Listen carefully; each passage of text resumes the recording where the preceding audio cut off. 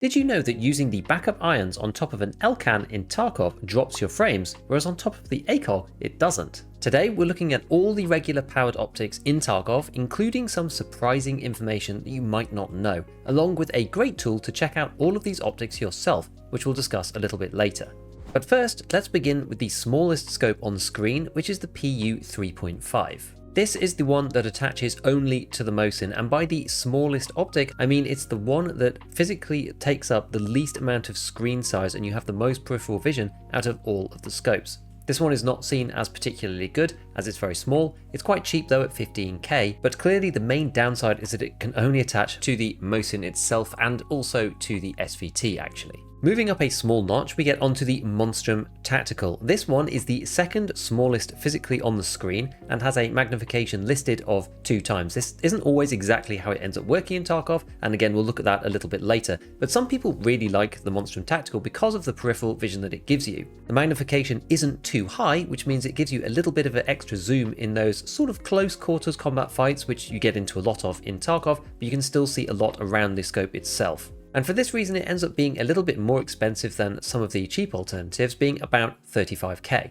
The reticle itself can both be illuminated and unilluminated, so you can toggle that on and off depending on the situations and how you prefer it, and although it's not a meta optic, it's one that some people actually do quite like. Next we have the HHS. This is an EOTech, so there is a regular holographic on this thing, and then you flip up the 3 times magnifier over the top to get a little bit of extra zoom, and you have these 3 dots there which are really designed for ranging. Now the problems with the HHS are threefold. The actual reticle itself is quite big and very bright, which makes it a little bit difficult to see what's actually underneath it, which means that some people don't really like it for that reason. It's still quite small on screen, and then there's also this long-standing issue with the way that visual recoil looks on this particular one, because when you fire it, the reticle actually bounces to places where the bullets will never go. If you compare this to something like the Vudu or any of the other powered optics, this isn't a problem. Where the crosshair goes is where the bullets will end up going, but on this one it overshoots and is a little bit misleading when you're on full auto.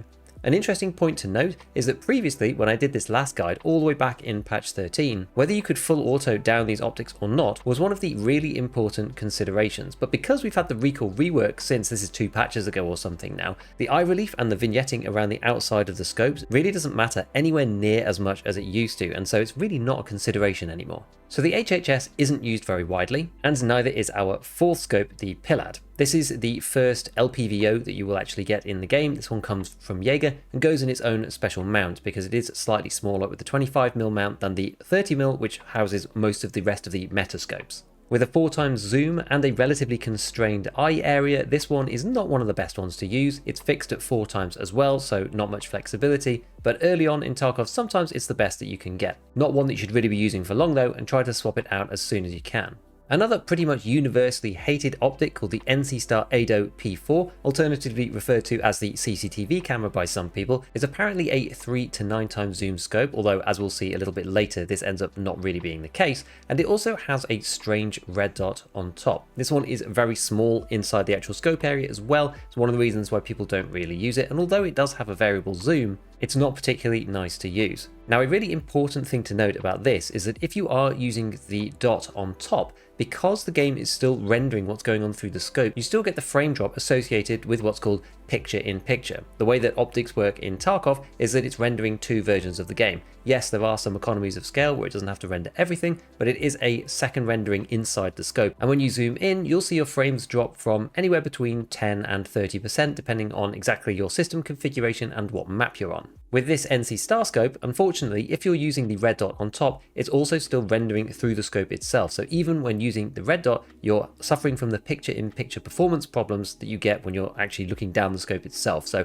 that's another reason why this one is definitely an avoid if you can help it. Now with the next optic, this is the Swampfox Trihawk, nothing to do with the streamer unfortunately, but this one is pretty good. I actually quite like this one, even though it is a fixed 3 times magnification. I tend to use this on cheap bolt actions, things like the VPO 215 and maybe the Mosin if I'm just carrying it around as a secondary for bolt action quests. One reason why is because this one is really cheap. It is relatively small, although it is slightly bigger than the others, but I find the reticle is really clear and really clean. It's not something you're going to use on every gun because again it lacks a variable mode, but I actually do quite like this one a lot. It's often a super cost effective one to run, and you do get a couple from quests, and so the price is usually quite depressed on the flea market for these. The USP-1 is about the same size, although because of the housing, this one is really a definite not recommend. As you can see, I've had to use this on the RD704 as well, because this one only comes in a dovetail mount configuration, so you won't be able to use this on Western weapons, and you have to attach it to something that has one of these mounts, one of the AKs with an N or an M on it, maybe the SVD, or as you can see here, the RD704. So you can't attach this to most guns, and because of how it blocks out your peripheral vision, I don't see really why you would want to. Next up, we have the first ACOG. This is the TA11D, and this one is the slightly smaller zoom of the two with the 3.5 times. It has a pretty clean reticle with the triangle here, which is quite nice to use. And if you look around the edge, the picture that the ACOG gives is actually pretty damn good. These used to be really awful, but after a rework many moons ago, they changed this one to look really nice around the edge of the scope. This one's never going to be meta because again, it lacks that kind of variability that you get with the Vudu or even something like the Elcan that we'll see in a moment. But in terms of sight picture, this one is pretty clear and is definitely usable. Now, as far as the ACOG goes, this isn't where it ends. Some of the lack of variability on the ACOG is fixed because you can put a mount at the top that allows you to add a Trihawk RMR, and then you can swap between 4 times and red dot on there if you don't mind that particular red dot sight. This is great, but what makes it especially good is that it also avoids the problem that you have with the NC Star CCTV one. You don't get the frame drops when you're using either the backup irons or the Trihawk RMR on the ACOG, and so you can use it like a regular red dot whilst also having the 4 times in your back pocket. It does get a little bit more expensive when you have to buy that red dot on top, but the base ACOG is normally pretty cheap, so overall the package is quite inexpensive. Next we have the Hensoldt FF. This one is one of the old scopes that used to just not get used at all because they had enormous fixed zooms, but because BSG have fixed the smooth zooming on these optics, they're actually much more usable than they used to be. People still don't typically use them because they don't start at a 1x zoom, which allows you to use them in a much more general variety of situations. However, I would say that these are much more useful now than they were. If you're looking to do long range sniping, starting at 4 times and ending at 16 times is pretty good, and the reticle's alright on this as well. This is one of those scopes that fits into the 34mm mount rather than the 30, so just be careful of that because it won't be compatible with the regular ones like the Nightfall's 30mm. So far we've made it 10 optics through the list, there's 30 in total, and we've reached our first one which I would consider a meta scope. This is the SIG Tango 6T, one of the relatively new optics that wasn't in the game when I previously made this list, and the reason why this is so good is that it has a relatively decent sized amount of visibility on screen, and it begins at 1 times and finishes at 6. The reticle itself looks a lot like the Bravo because that's also another SIG scope, and with the variable zoom it gives you the ability to pretty much engage at any distance that you need to for 99% of Tarkov fights. One of the big advantages with something like the SIG Tango is that as well as being 1:6 and looking quite nice on the inside and the reticle being okay, is that you can fit them into other mounts like the JP Enterprises mounts and put a delta point on the top. When you swap over to using the dot on top of the scope, the game actually doesn't render through these, and it does mean that you retain your FPS. So like the ACOG, you get good frames whilst you're using the delta point on top when you're not actually using the SIG Tango itself. This is the same for all of the other scopes that fit into the 30mm mounts. As far as the good optics go, the Tango 6T is typically one of the cheaper ones. I think it's probably because it is slightly smaller on screen and some people don't like the reticle, but it is perfectly usable and you can just look on the fleet and see if you can get a bargain for them. Next up we have the HAMR. This is another decent fixed optic with a 4 times zoom. The reticle is okay, it's not the best, but it's perfectly usable, and one advantage with the HAMR is that it already has a mounting system on top to attach a delta point.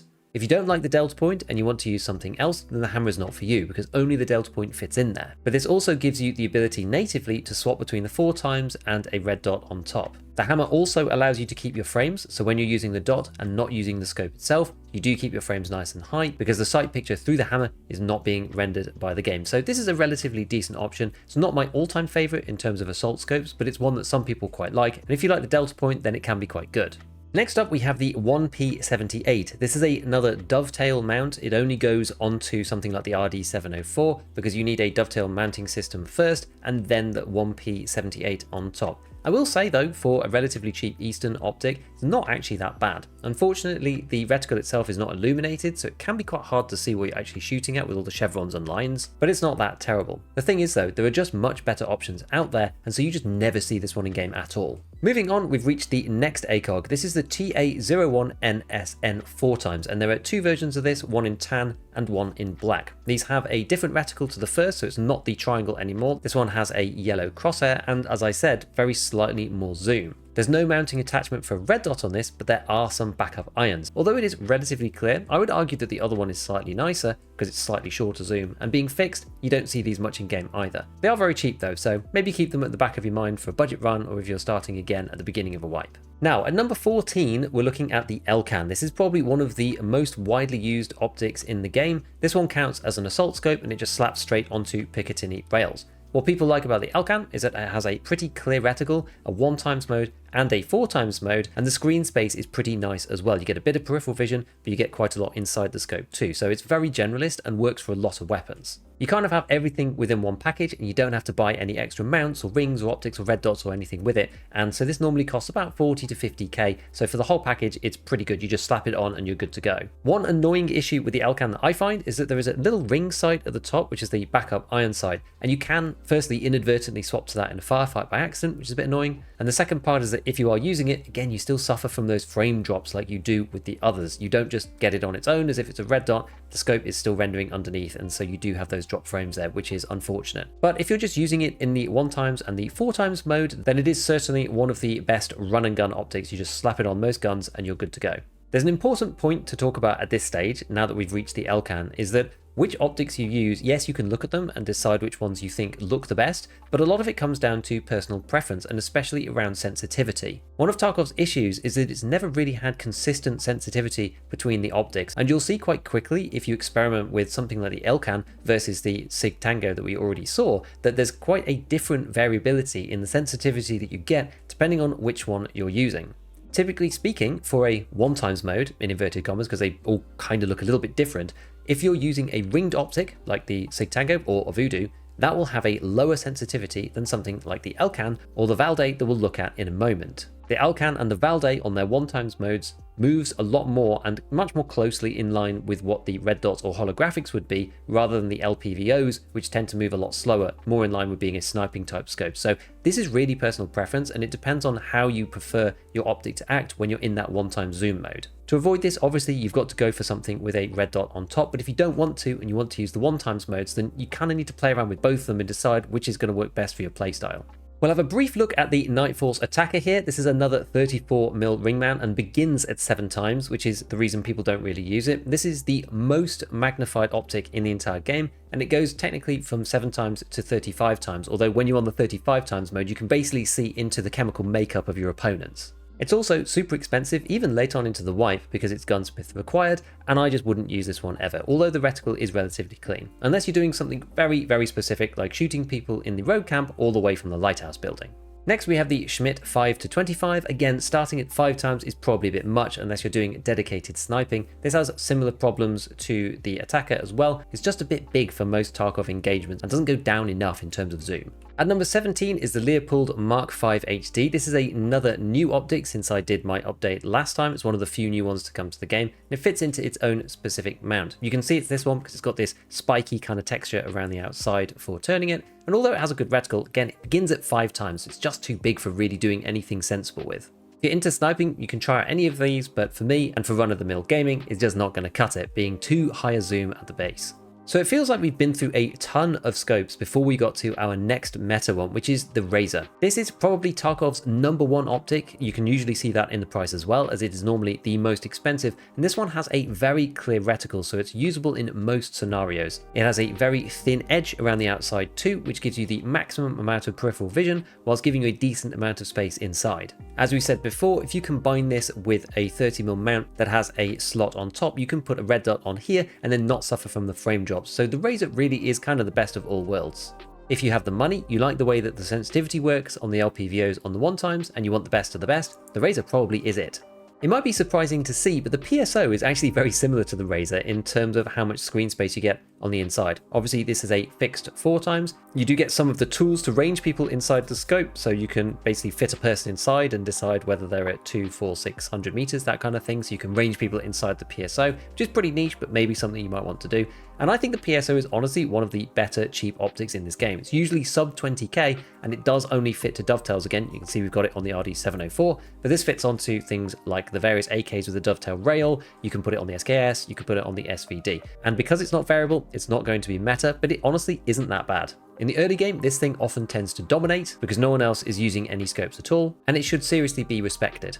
Next up, we have another sniper scope. This is the March Tactical that used to also be completely unusable, but now it goes down to 3x at its minimum, although 24x at the other end is probably unusable. 3x is sort of close to the point at which you might actually start thinking about using it on a map like Lighthouse or something, and it does have quite a nice reticle and a nice wide optic sight on it too, so it's one to consider. It's probably really cheap on the fleet because people have typically hated these forever. The Mark IV, on the other hand, this is another Leupold scope that we've had in the game for a long time. This begins at 6.5 and so is a little bit too big. I would just skip over this one. It's too much to use as a baseline, but if you do want to go full on sniping, then you can use this one all the way up to 20x as well. Now the Kipper Arms short prism is a little bit surprising because some people forget how big this scope is on screen. It does only give you a 2.5x magnification, but as an assault type scope, I actually quite like it. Some people really hate the reticle. I find this one's either a love it or hate it scope.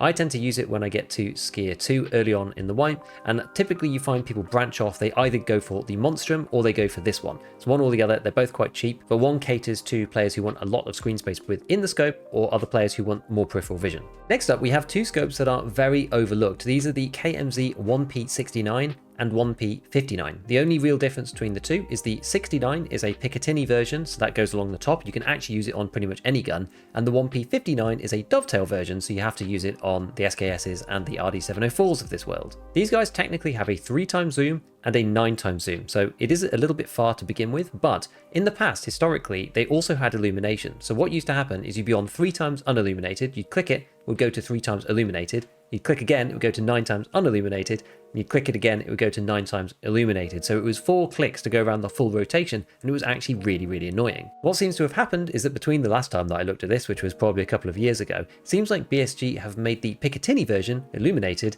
and the dovetail version unilluminated, and there's nothing you can do about it. But that does mean that when you click from 3 to 9 and 9 to 3, you only have to click it once rather than twice. This means these scopes are much more usable. They go into their own special mount, and they're dirt cheap on the flea market, so they're quite a good option if you want something for sniping on the cheap.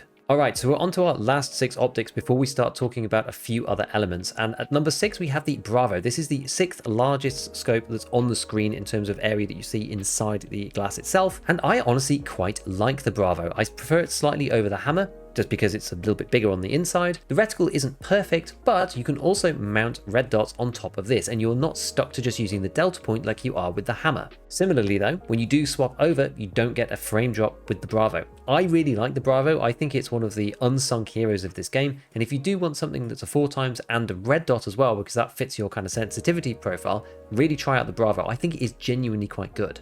The 5th largest is the Valday. This has a 1x and a 6x, although the 6x is a bit misleading and is more like a 4, which is the reason why it doesn't feel like you can go quite as far as you can with some of the other meta optics. Now this one does have a very clear reticle on it, which is quite nice. And the same philosophy applies as we talked about with the Elcan. On the 1x mode, the sensitivity is quite a bit higher than you would get for the Vudu or the Sigtango or the Razor or something like that. So just bear that in mind. And this is the reason why some people quite like the Valday as opposed to the other technically meta optics.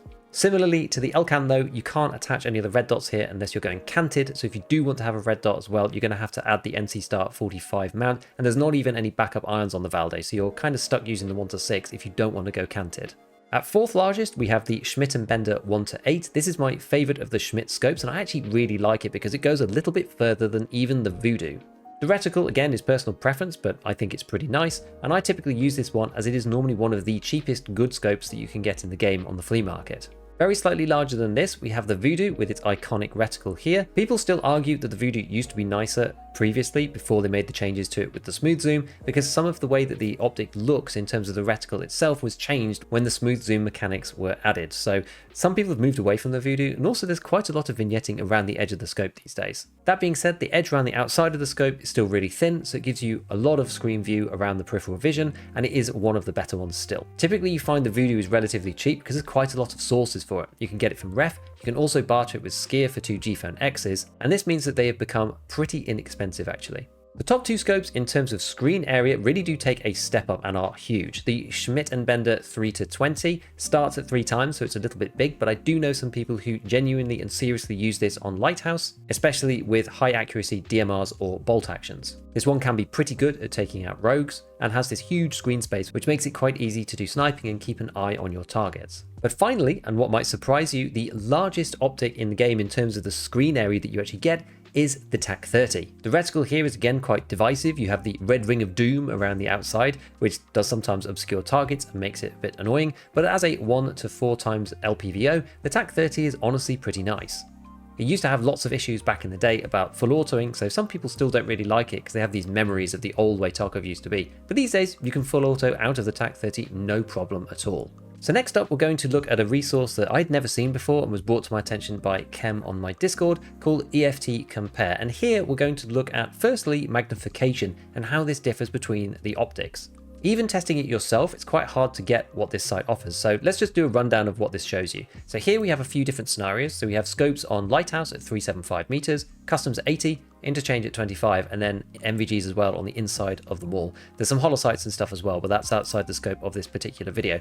And here we have all of the sites in the game. And what you can basically do is if you've got them all ticked, as you scroll down, it changes from one to the next. So you can see this is on 1 times mode between the Razor and the Vudu. So already you can see here that there's a small difference in magnification, despite the fact that these are supposed to be 1 times. And they have measured as well what that magnification is up here. So this is minimum and maximum magnification, just purely linearly based on the height of the person or the object that we're looking at through the scope. So the Vortex Razor, rather than being 1 to 6, it makes the height of the man 7.6 times larger, when if you click on here, it shows you the fully zoomed in version so that we can get a measure of how big these things get. Now, as we scroll through, we can see that some of them really do range quite a lot. So although the Night Force ATACR is supposed to be 7 to 35, it starts off at a relative 10, and the magnification at max is 136, is where you can see into the whites of their eyes from a kilometer away. And as usual, the reason why no one really uses these things. But if we scroll down to the Valday here, you can see that we've got the magnification at min is actually 0.92, and magnification at max is 4.27. So although the Valday says that it's 6 times, it's actually much closer to a 4x. And you can see that this is the case. If we go on the zoomed version of the Valday, we click over to the Elcan Specter, it's actually only very slightly more than what the Elcan Specter gives, which apparently is 3.58. You can have a flick through all of the different scopes on here to decide what you like. This is a very, very useful resource to figuring this stuff out. Again, we've got stuff at close range, so you can see what it's like if you're on the 1 times or 4 times modes for a player that's only 25 meters away with all the different optics. And you can look at Lighthouse from 375 meters as well to see exactly what you might see. So this is really the only time that something like the ATACR might be useful. You can go through and have a play around with this yourself. Now, the final part that's extra interesting here is that we have an interchange NVG section. I would prefer it if it wasn't inside on interchange, because interchange kind of has weird lighting and if it was on woods, but this gives you a good idea of which reticles are good and which are not. If you go for something like the Razor, you can easily see why people really like using this under NVGs, because the dot, the tiny little bit of illumination, doesn't bleed into the NVGs at all, yet it still gives you a very clear target on what you're shooting at. Compare that to something like the Vudu, which is okay, but it's a little bit brighter around these areas. And if you switch over to something that is typically quite bad in night,